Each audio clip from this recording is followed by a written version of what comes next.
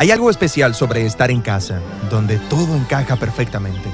Estamos rodeados de personas que amamos y en quienes confiamos. Hay un sentir de estabilidad y seguridad. Y mientras que algunas personas tienen la oportunidad de experimentar esta clase de hogar, muchos no la tienen.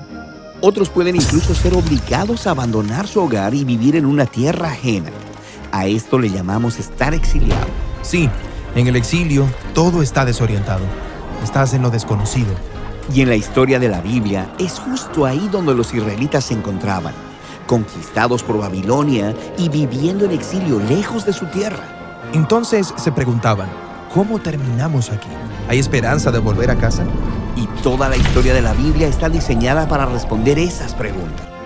Vamos a conversar hoy acerca del famoso exilio en Babilonia, en Babel, que comenzó en el año 586. Este gran exilio fue el segundo exilio más grande del pueblo de Israel, siendo el primero la desaparición, en este caso, las primeras de las 10 tribus, el rey Nabucodonosor de Babilonia, deseando poner fin, en este caso, a la rebelión del reino de Judá, decide en este caso pues castigar a la nación, destruye el templo, el Bet HaMikdash, y también en este caso el reino de Yehudá, y por tanto el rey toma en este caso a la mayoría de los judíos prominentes, de las familias más importantes, y los lleva consigo a Babilonia, dejando solamente quizás allí en la tierra a los judíos, a los hijos de Israel más pobres en este sentido.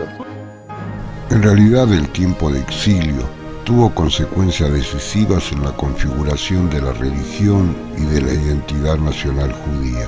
Si anteriormente a la conquista de Jerusalén el pueblo hebreo había tendido al politeísmo, los sacerdotes del exilio elaboraron un pensamiento rigurosamente monoteísta, muy influido por la ciencia mesopotámica. Igualmente, fue en esos años cuando se pusieron por escrito muchos de los textos que constituyen la actual Biblia. Es probable que algunos judíos se sintieran impresionados con el renovado esplendor de la antigua Babilonia.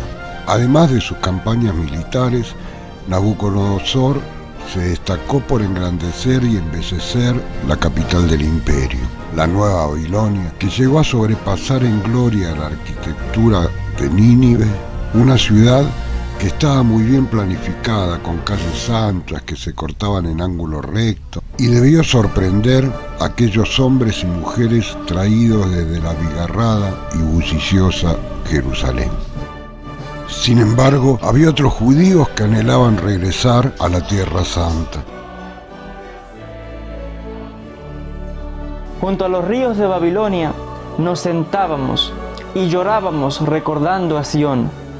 Sobre los sauces en medio de ella colgábamos nuestras arpas, porque allí los que nos tenían cautivos nos exigían que cantáramos, y nuestros atormentadores nos exigían alegría. Cantadnos una de las canciones de Sión. ¿Cómo podremos cantar la canción del Eterno en suelo de extraños, en suelo extranjero? Si te olvido, oh Jerusalén, que mi diestra olvide su habilidad, que se adhiera mi lengua al paladar si no te recuerdo, si no pongo a Jerusalén por encima de mi mayor alegría. Pero la actividad de los profetas, sobre todo Jeremías, Ezequiel y Daniel, salvó al pueblo de esta coyuntura trágica. Muchas profecías se cumplieron al pie de la letra ante sus ojos. La completa destrucción de Jerusalén, profetizada por Jeremías y Ezequiel, la derrota de Babilonia y la liberación de los judíos por Ciro el Persa, predichas por Isaías. También las predicciones mesiánicas escritas por Isaías exaltarían el patriotismo de los exiliados. Parece que hubo un amplio resurgimiento religioso. Este tuvo por consecuencia un gran celo entre los desterrados para observar las reglas mosaicas, el día de reposo y las ceremonias permitidas en Babilonia. Se daban cuenta de que el destierro era un castigo de Dios por haberse apartado de él. La mayoría de los expertos consideran que las sinagogas tuvieron su origen durante el cautiverio de los judíos en Babilonia. La enciclopedia judaica explica: los exiliados privados del templo, en una tierra extraña y con la necesidad de recibir consuelo debido a su angustia, se reunían de vez en cuando, probablemente durante el sábado, y leían las escrituras. Las sinagogas, o sea, los centros de culto y estudio de las escrituras, reemplazaron al templo. No se permitió ofrecer sacrificios, no existiendo ya el templo, y los judíos creyentes se comenzaron a reunir en las casas para recibir la enseñanza y orar. Así observaban el sábado. El profeta Ezequiel les enseñó a los judíos del exilio a reemplazar las ceremonias del templo con la oración, la confesión y el estudio. Este fue el comienzo del sistema de la sinagoga, el cual sirvió también como una preparación para las iglesias cristianas. La religión judía desde entonces en adelante hacía más hincapié en lo personal. Al no existir el templo, el individuo tenía que acercarse a Dios personalmente. Tanto Jeremías como Ezequiel profetizaron el nuevo pacto en el cual el individuo podría conocer personalmente a Dios. También Ezequiel insistió en la responsabilidad individual en vez de la responsabilidad nacional. Desde el cautiverio en adelante se llamaron solo judíos, puesto que únicamente los hebreos de Judá se mantuvieron como pueblo apartado de las naciones. A pesar de todo, el grupo de hebreos exiliados prosperó. La suerte de los hebreos en Babilonia es narrada por textos bíblicos, tales como los libros de Daniel y Esther. Ambos sugieren que los hebreos alcanzaron altas posiciones entre los mesopotámicos. Hace solo 2 años atrás se descubrieron antiguas tablillas de arcilla en Irak que muestran por primera vez la vida diaria de los judíos exiliados en Babilonia hace unos 2500 años. Se trata de más de 100 tablillas con escritura cuneiforme, no más grande que la palma de la mano de un adulto, que detallan transacciones y contratos entre judíos llevados a Jerusalén por el rey Nabucodonosor alrededor del 600 a.C. Delatan las tablillas los negocios de varias familias judías, hablan de sus fortunas y de los contactos comerciales que estos tenían por varios lugares del Medio Oriente.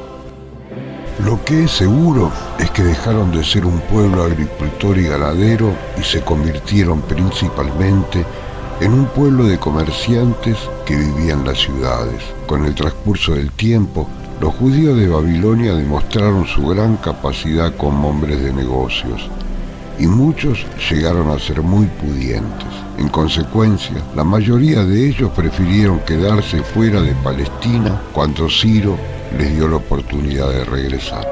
Los judíos desterrados comenzaron su nueva vida en la ramera, como llamaban a la ciudad babilónica. ¿Por qué? Porque allí todo era perversión, materialismo, paganismo. Había mercados de mujeres, prostitución, cultos a multitud de dioses. Los judíos lo iban a pasar muy mal. Primero vivieron en barriadas llamadas juderías, aunque con el tiempo fueron prosperando hasta hacerse un hueco en las clases más acomodadas. Pero para evitar que toda su historia y cultura cayesen en el olvido, comenzaron a recopilar las historias sobre sus patriarcas, profetas y grandes personajes, y juntos fueron conformando el Tanaj o Antiguo Testamento. Durante este periodo, la Biblia nos cuenta la historia del profeta Daniel, un chaval de 14 años que llegó en este exilio a la ciudad caldea. Demostró que era un joven espabilado al defender en un juicio de adulterio a una mujer llamada Susana. Probó mediante un hábil interrogatorio que la mujer era inocente y que los acusadores mentían. Poco después, Nabucodonosor escogió a 4 jóvenes hebreos para que fuesen educados para entrar a servir al rey. Uno de ellos fue Daniel, que aprendió mucha de su tradición literaria y costumbres. Las nuevas generaciones incorporaron el arameo como idioma vulgar, pero a su vez lograron mantener en parte la lengua de sus ancestros, así como sus tradiciones. Con estos pilares, el pueblo hebreo se dotó de los mecanismos ideológicos necesarios para superar la dura prueba y no desaparecer de la historia. Este episodio también resultó crucial en la evolución de su fe religiosa. Durante aquel periodo de destierro se cimentó el monoteísmo. Los judíos llegaron a la convicción de que Yahvé era un Dios universal y único. En la Biblia, el exilio es la condición humana. Todos seguimos repitiendo este patrón de corrupción humana que nos lleva a una Babilonia de la que no podemos escapar. Y no importa dónde vivas, todos deseamos un hogar mejor. Israel y toda la humanidad habían perdido su camino, que nuestro egoísmo nos lleva a crear falsos hogares basados en el estatus y el poder, y estos inevitablemente excluyen a los demás. Todos vivimos en un exilio que nosotros mismos creamos.